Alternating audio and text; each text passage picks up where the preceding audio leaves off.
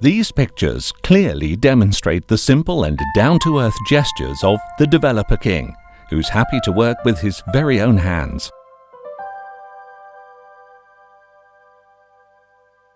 Above all is His Majesty the King's heartfelt concern for the suffering of his subjects.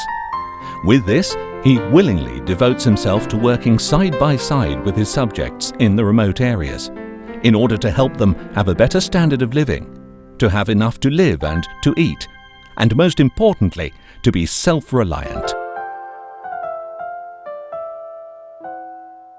His Majesty the King emphasizes strengthening the community in each area. When the community is strong enough to become self-reliant, the development then spreads to a wider scale. This is a step-by-step development approach, starting small and growing larger.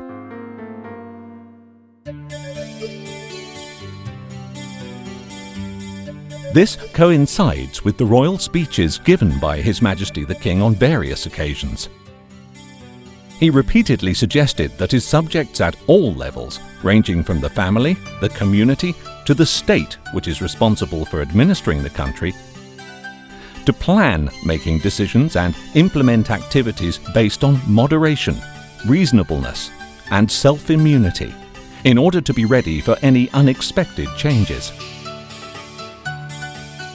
In any case, a strong social foundation must be created before carrying out the next stages of development, which must be done according to actual potential rather than pursuing a leaping but unsustainable growth, as reflected in His Majesty's speech given on the 18th of July 1974.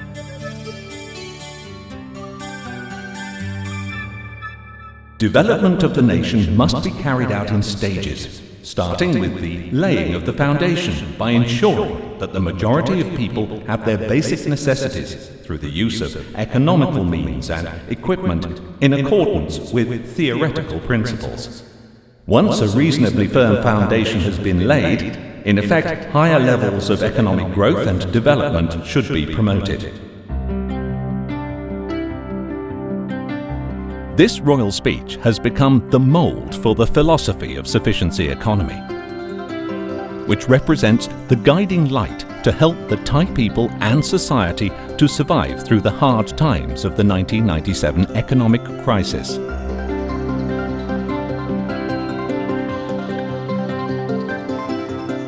To be a tiger is not important. The important thing for us is to have a self-supporting economy. A self-supporting economy means to have enough to survive. The royal speech of His Majesty the King on the 4th of December 1997 made many sectors in the Thai society take one step back and review their past lifestyles. Many began to have more understanding and realization of the idea of sufficiency economy, which includes moderation, prudence, and reasonableness, which means neither too much nor too little, while not placing burdens upon oneself or taking advantages of other people. At the same time, it is necessary to think reasonably before engaging in any operations, and create self-immunity in order to be ready for the impacts from changes in the future. Equally crucial, one has to use knowledge, prudence, and morality, such as honesty, perseverance, and effort in planning, making decisions, and in all aspects of life. Although his royal guidance gained a great deal of popularity at the time, if we look back, we would see that His Majesty the King has long been adhering to and practicing the philosophy of sufficiency economy in his efforts to develop the living conditions of the villagers and farmers in the countryside. This is evident in over 3,000 royal development projects and the 6 royal development study centres located throughout Thailand.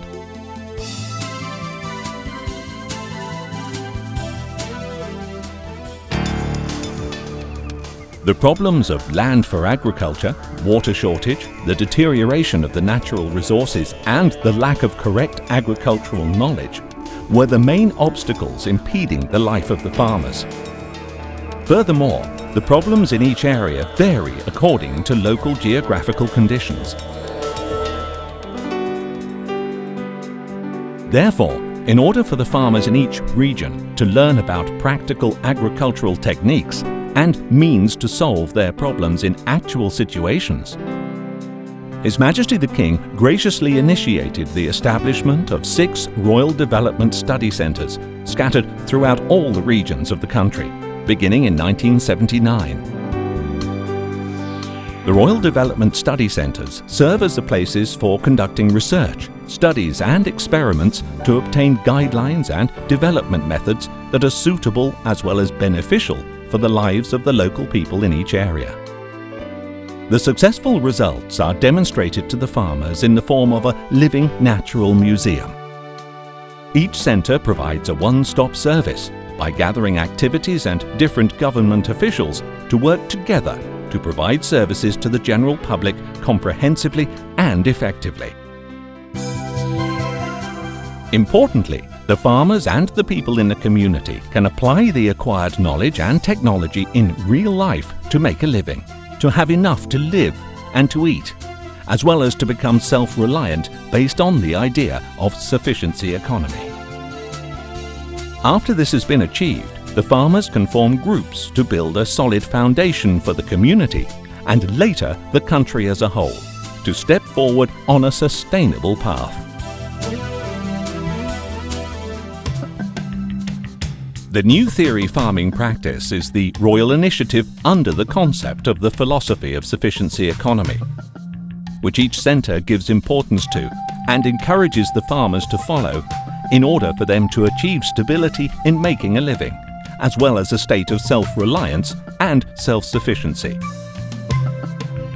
New Theory farming is the guideline for proper management of land and water resources to create optimum benefits for farmers who own a small piece of land. This is based on the calculation of the quantity of water which should be stored to be enough for agricultural activities all year round. The Royal Initiative on New Theory farming is divided into 3 phases. The New Theory Phase 1 aims to make the farmers able to effectively manage water, land, crops, capital and labour in order to achieve a high level of produce and income throughout the year. According to His Majesty the King, the land should be divided into 4 parts, with a ratio of 30-30-30-10. The first 30% is designated for a pond to store water to avoid the risk of a water shortage. The second 30% is set aside for rice cultivation, which can provide sufficient yields for daily consumption all year round. Another 30% is used to grow fruit trees, perennial trees and field crops in an integrated manner, which can provide for daily consumption and the surplus can be sold. The remaining 10% is allocated for housing and other useful structures. The New Theory Phase 1 is the fundamental principle of sufficiency economy by promoting the farmers to have self-immunity and to become self-sufficient and self-reliant. This helps build a solid base for the farmers and their families before moving forward. Once each family within the farming community has a stable living condition, they can then proceed to the New Theory Phase 2, in which they pool their efforts and resources in the form of a group or a cooperative to create benefits for the community at large. The activities include product development and marketing, as well as helping out one another in order to improve the quality of life of the members of the group and creating unity among them.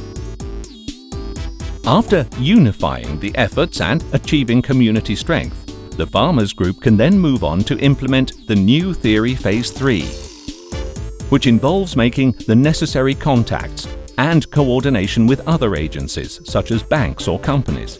The purpose is to seek support for further investments in product development and to negotiate for fair and reasonable prices for the produce, which satisfy both sides.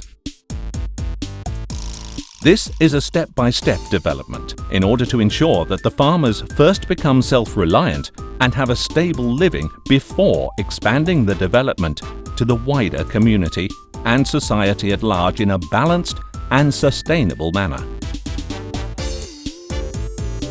Today, the new theory farming and the philosophy of sufficiency economy have become the main practices in the life of farmers in many areas and regions.